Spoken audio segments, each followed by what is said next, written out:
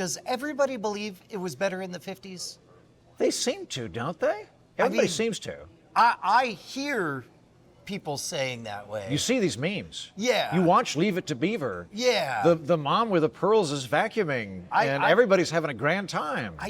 Spoiler alert, I don't think I want to go. I think it would be fun to visit. Yes. I would totally go visit and/or chain smoke and maybe drink in a bank, but I don't know that we want to live there, Brian. I think that there's two different things going on. There's the actual 1950s as it existed, and there's this simulacrum that people have assembled in their minds, which is a combination of Leave It to Beaver and remembering childhood.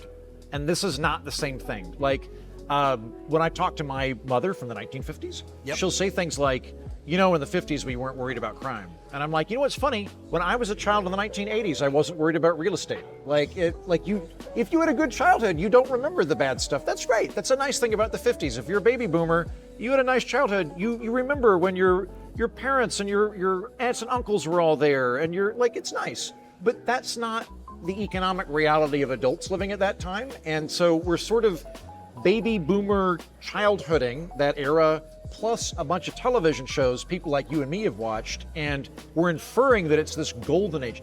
That didn't exist. You know what? That's an important distinction, is we have to remember that what we perceive as watching old black and white reruns, we perceive these as representational images of childhood upbringing. They were idealized, aspirational representations. Very much so. Everybody wished they could be Leave It to Beaver. It would be like, I don't know that this is how we do sitcoms now, but imagine that all sitcoms from this era, everyone is an influencer. Every single person is an Instagram influencer, and everyone lives in that world where they have like beautiful European vacation. Now imagine like 80 years from now, you're like, yeah, in the 2020s, everybody was an influencer. Now we're getting to the galaxy quest of it all, where it's like the documentary films. Here's what worries me. This is why I wanted to do research on this. Particularly when I speak to young men, they feel like they have been screwed over and that they have been deprived of a birthright that was guaranteed to them in the 50s, and that this wonderful world has had a door shut. And it's not 100% false, but it's mostly false. I don't want that grievance to make people bitter on false charges. So I guess this is all caveat emptor. This is all buyer beware. This is our monkey paw thing. So it's like things you're definitely gonna get. In the 1950s, you will have less economic disparity. You will feel it less. You will not be worried as much about crime. You will... Although it's about the same as now. It's gone up a little bit now, but like the big difference between the 50s and crime and divorce was the 80s. Like the 80s and the 50s. Well, and so that this is where I want to curl that monkey's paw. Now, tell us the great and terrible prices that we pay to live in 1950s land. Yeah, let's pretend that 1950s land is a place. It's not a time. You and I are not time traveling. We live in the year 2026, and we can fly across the ocean to 50s land. Okay. And we're gonna go check it out. If we're thinking of it as a contemporary place that is competing with where we currently are, there are a lot of issues with it. It is an apartheid state. That's worth considering, that black people and white people can't use the same restrooms depending on the state you're in. It is and also separated by gender as well, or? It's a lot more gender segregated. It's not real fun to be gay. So there are a lot of social elements there. I want to say, even as like a tall white guy in a suit, I think it might be a little stultifying even for me. Wow. For a guy who's at the top of the pyramid, if I'm stepping out of line, there's a lot of, from what I can tell, a lot of social pressure to like, you need to conform. It's a very conformist era. Now that's the social element. There are benefits too. There are more nuclear families. The divorce rate's the same as it is now, but the marriage rate's, the divorce rate's the same. That's the one thing that was drilled into my head my entire childhood. Yeah. It's divorce rates increased in the 70s and 80s. It's now about the same. Now the marriage rate's lower. The difference is that in the 50s, I would probably be married. Yeah. Whereas now, any minute. But The marriage rate's lower. There are a lot more people living by themselves. I think you could probably make a very good case that people are lonelier now than they were in the 50s, that there might have been more vibrant community. There are elements there. Well, in order to get things to stay alive, you were forced, there was only one modality to get things. There was no internet. There was a trick called extroversion. And the first thing you learned as a kid was to answer the phone and say hello. No matter where you were, no matter what the phone was, no matter whose phone it was, if it was ringing, it was incumbent upon you to pick up the phone and say, hello, how do you do? How may I direct your call? I don't know where I'm standing. Let me ask around and see if Teddy's here. Also, it might be a party line. My grandmother had a party line where in Alva in the 1950s, if she needed to make a phone call, she shared the phone with 5 other houses in the neighborhood, all of whom could listen into the phone calls. So much more social. The original social media. Yeah. And that sounds really fun right now, and I would enjoy doing that for like a week. But I think most people, if you ask them, do you want to have a party line or a smartphone, would pick smartphone. Right. So like, yeah, there are some nice things about it. I think another thing we could say in terms of the 1950s is it is more optimistic than it is right now, and that is a pervasive vibe shift that we've had. And I think part of it is that the economy, even though the economy's worse, it's been growing so much faster back then that it just feels great. So like, it's kind of like, let's say this year you're earning $50,000 and I'm earning $100,000. Okay. Next year, you're earning $80,000 and I'm still earning $100,000. My income is higher than yours, but it stayed the same. Your income's lower than mine, but it's gone up considerably. Who's having a good year? I've already lived this experience. I got. Now that I'm in my 50s, I'm like, I remember this. Yeah. It's great to be making more money. Dunking on past you is the best. Humans are built, as best I could tell, for one thing: to watch jagged lines go mostly up. And we love that. And the 50s is an upswing. So it's a weird thing where if you're an outside observer and you're looking at us two, and you got to pick who you're going to be in this scenario. Everybody would pick Brian in general, but in this particular scenario, if we're just looking at income, they go, we'll go with the guy that made $100,000 over the guy that made $80,000. Who cares? But back then, though, a significant amount of people in America are going, this is great. Like, I now own a car. I now own a house. The economy's booming. So there is a sense of optimism. The vibes, I think, are probably better in general. So that's there. But again, like, it's a worse economy. It's like it's maybe a better way of putting it. By worse economy, you mean smaller economy. We're looking at Uruguay versus the USA. Yeah, I mean, like, it gets complicated. However, when I say worse economy, what I mean is one of those smaller economy. We are making and selling less stuff, so we are smaller in general. But I would say for the average person, it was a worse economy as well. It gets difficult to compare 1950s dollars to modern dollars, but 2 ways we can do this is we can look at how much are people spending on given stuff in their monthly household budget, and how much time does it take to purchase something. So when you look at like food budgets, about a third of the monthly budget in the 1950s goes to food. A third? About a third. Whereas today, like, you remember like when inflation came up 2024, and it hit up 10%, at that time, with inflation, the average American budget was like maybe 12% for food. So we spend so much less on food now. Also, like, the fact that we're eating out, like when you go back to the 1950s, people would eat out maybe once a week. And it wasn't because they were frugal. It wasn't because they were they couldn't afford to. Like, no one had the money. Whereas now, like, I don't remember off the top of my head, it's like a quarter of all meals Americans do are outside of the home. A lot of it's breakfast, which probably cushions that. But we have money to spend on. We're spending so much less money on food now. But again, like 1 to 3 difference. When you look at wardrobes back in the 50s, now granted, I think people did dress better in the 50s. Like, as a guy in a window pane blazer. I would imagine also at that point, you're getting nothing but the human touch on everything, and everything tailored to you. There is no off-the-shelf, scanning your measurements. Not a lot. It's I don't remember the exact figures. Like now, the average American household spends about 2% on clothes. Back then, it was about 10%. Wow. So you didn't have much money to spend on stuff. Yeah. When's the last time it wasn't like there are still hand-me-arounds? But they're because fashion cycles. Like, my daughter keeps stealing all of my cool clothes from the aughts. You guys aren't probably breaking the bank for like skirts and things like that, or shoes or whatever. Right. And that's something that's happened. Cars is another big one. Cars are a little, like if you're just looking at the price tag, they're cheaper in the 1950s. But if you factor in how long the car lasts and the gas efficiency, they're much cheaper now. And they're much safer. They're so much safer, and they're so much better. Like when you watch those movies from the 50s and people they're waxing their car. Yeah. That's because at the time you had to wax your car once a week, or water would pool up in it and cause rust. In the 50s, people would literally have to put cardboard down on the floorboards of their cars to stop from Fred Flintstoning across the road, because the cars were falling apart. Like the cheapest, poorest car available in the United States today is safer, more fuel efficient, and will last longer than the most expensive car in the 1950s. The last longer is a real surprise because we think of the fact that they're made with flimsier materials, but of course those are by design for safety, because if you have two things colliding, you want both of them to crumple up so the humans are safe, right? Yeah, our cars definitely last longer than they did in the 50s. Maybe you could keep it going, but it would take an incredible amount of effort and work to do it. It gets complicated when we get into housing. Housing was cheaper in the 1950s. A house cost less. They were also significantly smaller. When we're comparing us to the 50s, it gets complicated. The weird thing is home ownership rates are the same now as they were in the 50s. The same amount of people own homes as they used to.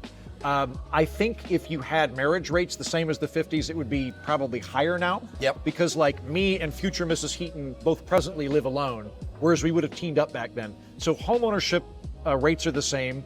The percentage that people spend on housing out of their monthly budget is about the same.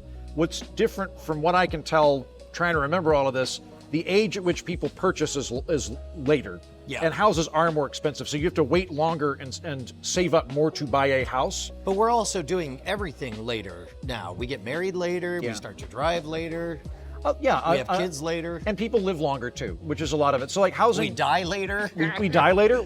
Retirement's much better now than it was back then. Yeah, that's right. I guess it's easy to forget that in the 1950s or when did Social Security start? Was it the 40s? That starts in the 30s or the 40s. Right, but the idea was But we also timed it for like when we thought you'd die. Exactly. Yeah. It's just if like, you went past when we thought you'd die, we'd cover you for 3 or 4 years. Sure, kiddo, you make it to 60 Have another cigarette. Something. Yeah, exactly. We definitely have people retired longer and in better conditions now than the 50s. The housing thing does get complicated. Like I think that if you're a younger person, it is harder for you to get a house than it was in the 80s or the 50s. That's true. There's certain maneuvers I don't know that we can redo. Like part of it was we had a huge suburban boom in the 1950s. Well, the suburbs have already largely been taken care of, so we can build more suburbs further out, but it's hard to repeat that. I think also that the housing thing gets complicated too because housing is not a affordability crisis in Guthrie compared to like Brooklyn. Like if you're trying to buy a home in one of like 8 very expensive US cities, yes, it's very, very expensive, but it's not across the board. Right. But outside of like college kind of housing, everything else is way less expensive now. It takes less time. Like if you want to buy a television, you want to buy a car, you want to buy a refrigerator, the amount of hours necessary to work to get it are precipitously less. Also, I would add like you and I and Penny, everybody in the bar right now has a supercomputer in their pocket. That if it I was about to say, I was intentionally avoiding the whole technology side of things because at that point, a game I like to play with people is like, if you had a time machine, how far back would you like to go? 10 years? Yeah. Look at the number of things you would have to give up just over the last 10 years. Actually, I don't know. Right now, a lot of people would like to go back 10 years. Yeah. 20 years, though. Like you want to give up the iPhone? You want to give up, and that's, anyway. Well, like for the record, you can, because a lot of people right now are saying, I would. If you don't want it, like I've got friends that have done that, that's fine. Like I've got friends that they don't use smartphones, that's totally fine. For those of us that want smartphones, to put it in 1950s lingo, if you wanted a computer that powerful, it would be the size of the Pentagon and it would take the GDP of Canada in order to produce it. Like if we could go to 50s land with the current technology we have, it would be sci-fi Prince level technology. Like the kings of Europe from the future might have that kind of godlike power at some point in the future. Oh, you know what? I think you just opened up a legit reason somebody might want to go back to the 1950s, which is how much smarter you will be than everyone else. Yeah. What is it called? The Flynn effect? The fact that IQs keep doubling, or they keep having to reset the scale every 10 years? Because just in general, Yeah. you learn more stuff faster. But like, I mean, you can do this now though. Like, do you for people that are lusting after the 50s, if you want to go to a developing country, you will have an educational edge over most of the people that are there. You'll have more money than most of the people that are there. You won't have as good doctors like in the 50s. You won't have as much variety in your food.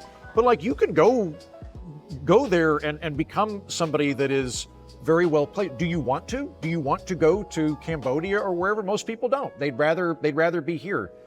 Because again, it's not just our time plus different costumes and more money. It's a completely different country with way less money. So I would imagine a lot of people would think, yeah, of course, we all know that we look back on the past with rose-colored glasses. We all know that we're nostalgic for things. Sure, technology and all of the numbers are lower. As you really took on this hypothetical of thinking of the past, the 50s, as a place, was there a single biggest surprise for you personally? Because you're fairly savvy on all this stuff. Mm-hmm. Was there one fact that even you was like, well, damn, I didn't even know that? 1 out of 3 women are working in the 50s. That surprised me. That's a lot. It's a lot. Yeah.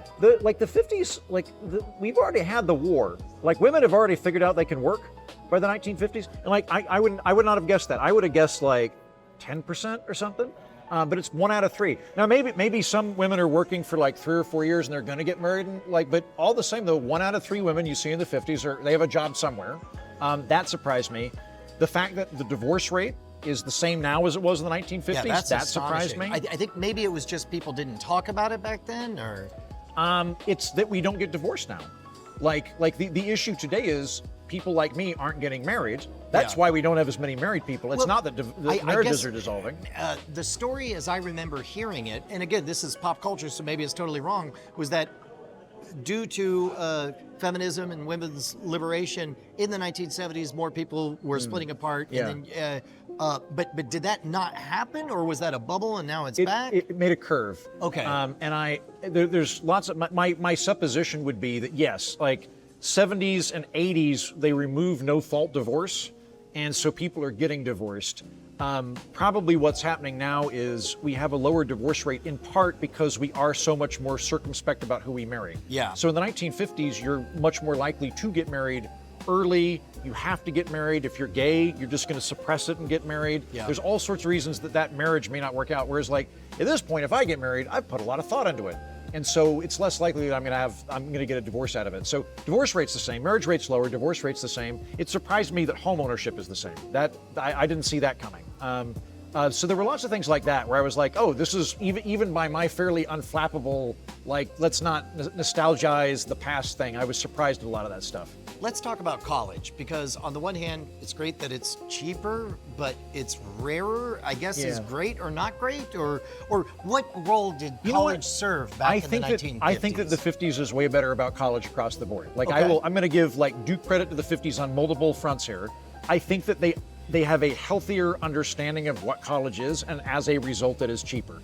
So like in the 50s, I want to say like maybe 2% of the population had a graduate degree, maybe 6% had an undergraduate degree. Now, as a result of that, if you need to throw money at it, there's not as many people competing with you, and there's just way less demand. What they've got that we don't have is back then, you're not an idiot if you didn't go to college. In the 1980s, we have this massive cultural push in our country to go, everyone needs to go to college, and if you don't, you're just kind of a loser. Maybe you should have gone to college. I guess you're at the bottom for the rest of your life. Yeah. I think that's elitist, classist bullshit. Yeah. And in the 50s, to their credit, you could be a totally respectable member of society and a very intelligent member of society that didn't go to college. I think they looked at it a little bit more like how we now look at Latin. Like, if you speak Latin, very impressive that you speak Latin. You're almost certainly an intelligent person. But if you don't speak Latin, you can still be a very knowledgeable, educated person. That's more how they look at college education in the 50s, of this is a specific vertical that you can do to become educated, but you don't have to do that to get a good job or to be considered a knowledgeable person in our society. As a result, not everybody had to get a college degree, and so it's a lot cheaper to go get one if you want one. I can vouch for the fact that over the last 20 years, the way the trades have been treated, electrician, plumber, anybody who knows how to fix a system and works with their hands, 20 years ago, there might have been a classist stink about it, but I don't perceive that nearly as much I think now. I think we're reorienting. I think a lot of that has to do quite simply with Mike Rowe. I mean, being a champion for blue collar work. Yeah, he's part of it. Also, I think a bunch of us graduated college and we're like, What was that? I did a lot of bullshit. I don't like it didn't like that's not the thing that makes me smart. Like, I'm glad I did it, but like there are other people that didn't have that experience and I wouldn't begrudge them. Okay, so outside of college not being a racket back in the old days, because also like having a degree meant you were blessed as a miniature internet. That was the closest thing to an internet, a fact checker, a smart wizard person you'd have. But outside of that, then, okay, here comes the avalanche. All the technologies, all the vaccines, all of the knowledge of illness, all of life expectancy. What about suicides? Were suicides lower back then? I believe so, yeah. So like this is one of the things where you'll hear this oft-quoted statistic that young people today have a lower life expectancy than their parents. And the idea that is communicated is you are gonna die sooner than your parents, which is not really true. When you get into the weeds on this, it's sort of based on projections, and really the heavy lifting is there appear to be more deaths of despair now than there were in the 1950s. Now, we weren't cataloging it in the 1950s. Right. Like, it's a lot harder to figure out when somebody's dying from liver sclerosis in the 1950s. There aren't as many drugs, that's fair. It's also just not as common to understand what a overdose is. I think it's probably totally fair to say that overdoses are much lower in the 1950s. So there might be a lack of proper diagnosis for deaths of despair during that time. I think that's fair. We probably do have actual more deaths of despair at this time. If you were to remove those and fentanyl overdoses, all of a sudden the lifespans are significantly higher here. Yeah. If you are not struggling with suicidal ideation and you're unlikely to do fentanyl, your lifespan is going to be significantly higher than the average lifespan in the 1950s. Like, I was born in '84. Like, I've known people that were crippled from polio. Mm-hmm. Like my dad's old law partner had crutches. Like, polio vaccines, I don't know when they come out, but like I've met people that predate them. Wow. You get into like healthcare's cheaper in the 1950s. We could mention that people are paying less percentage of their income. Percentage, but of course. But what are you getting? You're Yeah. basically getting antibiotics, a broken arm, and extremely rudimentary chemotherapy. If I've even got that bit right, but like you wouldn't. Again, if 50s land existed today, yeah. and I was like, you can fly to 50s land and pay very little for your medical treatment, you'd be like, okay, I will for a broken leg, but nothing else. I would much rather pay more for very, very good medicine over here. Okay, the one reason you might consider moving to 50s land. In detail, go. The aesthetics are way better. To be honest, it's just vibes, man. The fins on the cars, all the dudes are wearing jackets. Walls. We're gonna go on a plane, so we need to put on a suit and smoke a cigarette. Yeah. I like that. Oh, by the way, okay, planes. Let's talk about this. Everybody romanticizes. Oh, on a plane you'd get a dinner and all that stuff. You know, you'd if also you were rich. Yes, you would crash. Also, like planes were $1,200 of 1950s dollars. Like really up till Carter or just before Carter. All plane flights are first class. That's why when you see videos or you see images of 1950s plane flights, it looks so glad. It's like, you were dressing for your own funeral. That's why. Long story short, there are fun things about the 50s, and like particularly for anybody who was born then, like my parents. I'm not saying that it was a hellscape. There are really lovely things about that time period, just like there are really lovely things about insert country today. There's lots of countries I don't want to live in that I would totally steal stuff from if I could. And the 50s is a good example of that, but Was the air wasn't cleaner back then, was it? No. Yeah. The air is much worse than the 1950s. Wow. Okay, sorry, keep going. The EPA doesn't exist yet.